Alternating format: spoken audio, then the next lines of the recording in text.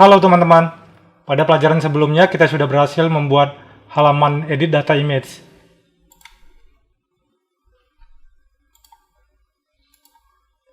Pada pelajaran kali ini kita akan belajar bagaimana mengupdate data image tersebut. Kita kembali ke view edit. Nah, di sini kita sudah mempunyai form edit data dan di sini sudah ada button update brand. Kita juga sudah mendefinisikan form action di sini. Dan kita sudah menentukan URL-nya dengan parameter ID di sini. URL-nya brand/update/parameter ID. Lalu kita juga sudah mendefinisikan method post di sini. Nah, yang belum di sini adalah NC type. Karena di sini kita mengupload data image, maka kita harus mendefinisikan NC type di sini. Tanpa NC type, Anda tidak bisa mengupdate data image. Kita lihat contohnya di file index-nya, di view index. Nah, di sini NC type-nya kita copy aja, biar lebih cepat ya. Lalu saya pindahkan di sini.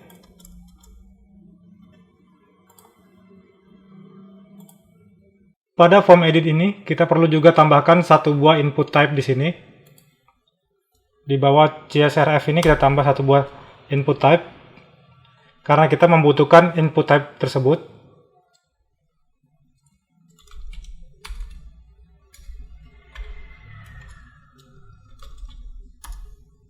Input type-nya kita beri hidden saja,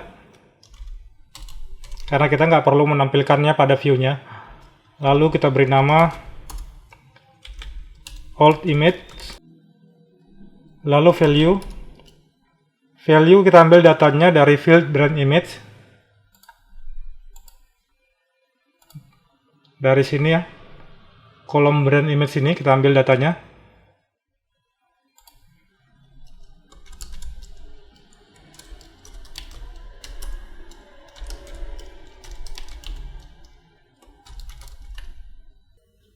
Kita buat input type ini karena untuk proses update data kita butuh old image atau data yang lama. Lalu untuk proses update data selanjutnya kita buat route baru untuk URL ini.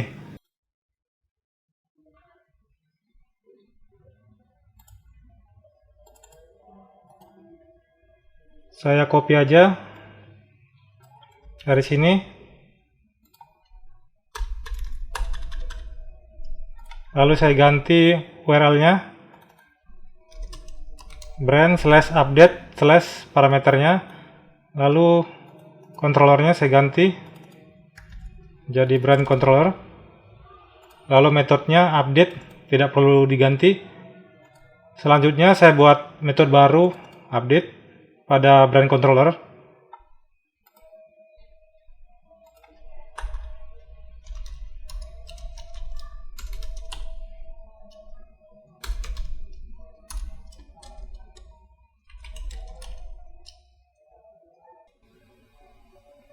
Saya tambahkan di sini request.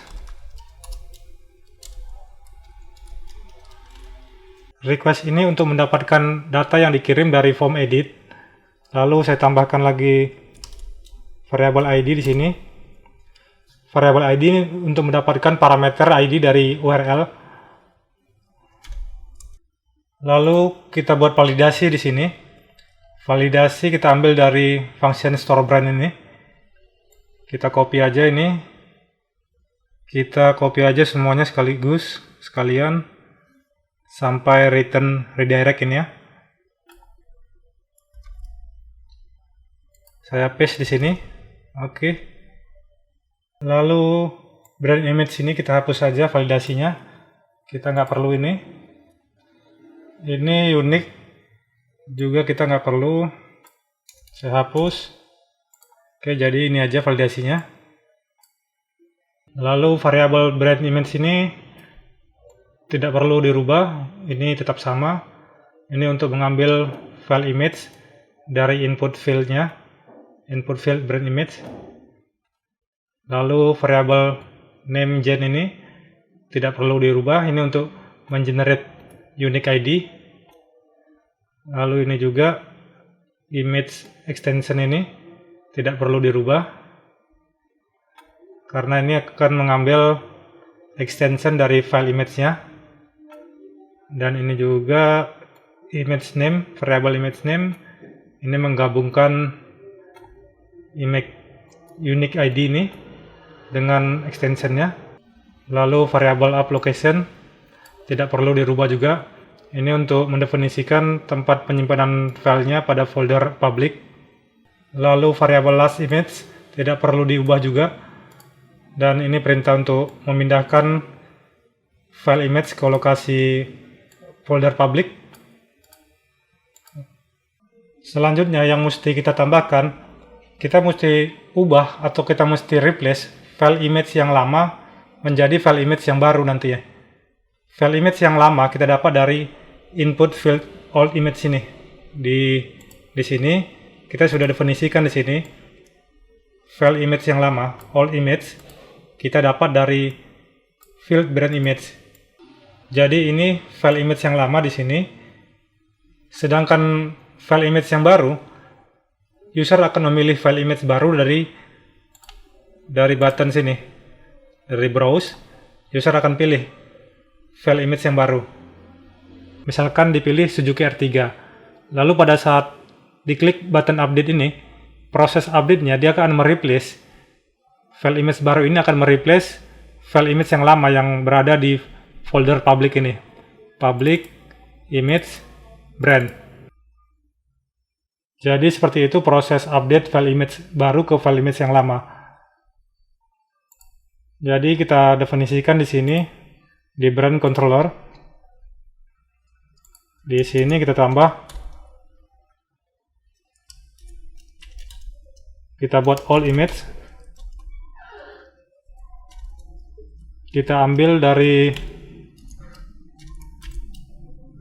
all image. Request all image. Selanjutnya kita hapus file all image menggunakan function unlink di sini. Unlink seperti ini, lalu variable all image.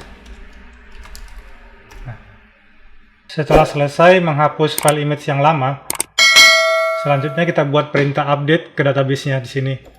Kita ganti ini insert menjadi update.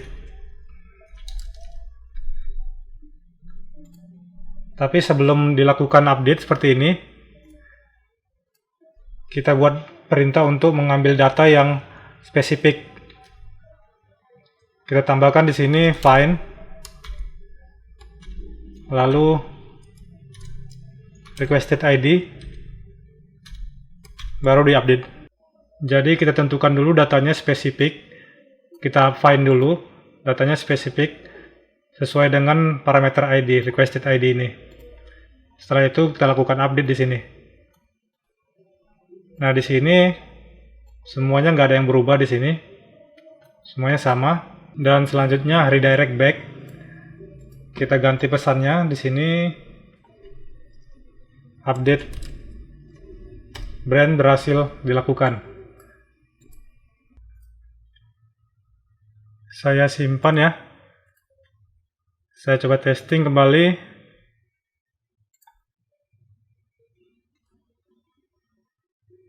Saya edit ini Suzuki. Saya ganti namanya, brandnya Suzuki R3. Lalu image-nya saya ambil, saya ganti. Saya klik update brand. Oke, seharusnya kita redirect back kemari ya. Nah, di sini sudah berhasil ya. Suzuki R3, lalu gambarnya sudah berubah. Kita ganti redirect back-nya. Di sini kita gunakan route all brand. Jadi kita ambil route yang ini, all brand. Nanti akan diarahkan ke URL brand all ini. Coba kita testing kembali. Saya ganti ini Toyota, saya edit, Saya ganti namanya jadi Honda ya. Honda Jazz RS. Saya ambil filenya. Ini. Saya klik update. Oke, berhasil ya. Update brand berhasil dilakukan. Kita coba cek langsung ke foldernya. Nah, di sini public, image, brand. Di sini sudah update juga ya. File yang baru. Oke, kita sudah berhasil mengupdate file image di sini. Tapi kita masih ada satu persoalan di sini. Persoalannya jika kita hanya mau nama brandnya saja yang diupdate, sedangkan image-nya kita nggak perlu update. Misalkan di sini, nah di sini nama brandnya Mercedes-Benz. Saya mau update menjadi Mercedes-Benz C-Class. Seperti ini. Sedangkan file image-nya saya nggak perlu update. File image-nya tetap. Saya hanya update nama brand saja. Jadi saya nggak perlu pilih file yang baru. Saya coba ya. Saya klik update. Nah, dia akan muncul error di sini. Get client original extension on null. Kita lihat di sini errornya pada brand controller. Pada baris ke-63 di sini. Nah, di sini ada function get client original extension. Error ini karena pada brand controller kita menggunakan function ini get client original extension untuk mendapatkan ekstensi dari file image-nya. File image-nya itu seperti JPG, JPEG, atau PNG seperti itu ya. Dan karena di sini tidak ada gambar yang diganti atau tidak ada memilih gambar baru, maka ketika function ini mengambil ekstensinya, terjadi error di situ. Nah, untuk mengatasi error ini, kita buat kondisi if di sini. Di sini, di bawah brand image, kita tambahkan kondisi if condition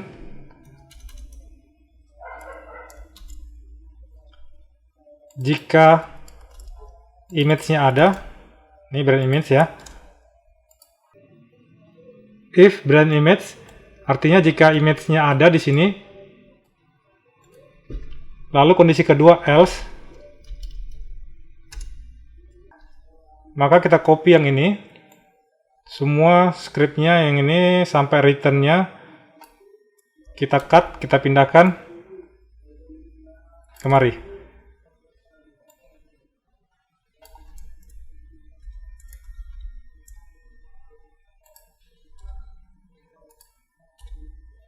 Jadi jika kondisinya image-nya ada, maka perintahnya kita jalankan yang ini semua. Dan else, dan jika tidak ada image-nya, maka kita hanya menjalankan perintah yang ini aja. Kita copy, kita paste. Oke. Lalu di sini brand image-nya tidak perlu kita update karena file image-nya nggak ada. Jadi hanya yang diupdate itu brand name saja. Oke, saya ulangi lagi. Jika file image-nya ada, maka diupdate brand name dan brand image. Tetapi jika file image-nya tidak ada, maka yang hanya diupdate itu brand name saja. Oke ya.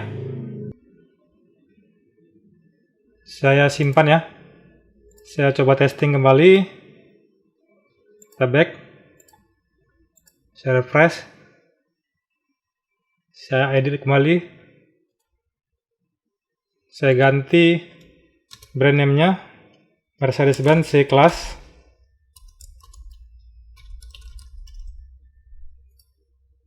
Filenya tidak saya ganti, masih menggunakan file yang lama. Saya klik update. Oke, berhasil. Filenya tidak berubah, namanya saja yang berubah. Saya coba lagi ganti dua-duanya. Saya edit kembali. Saya ganti C-Class 3000.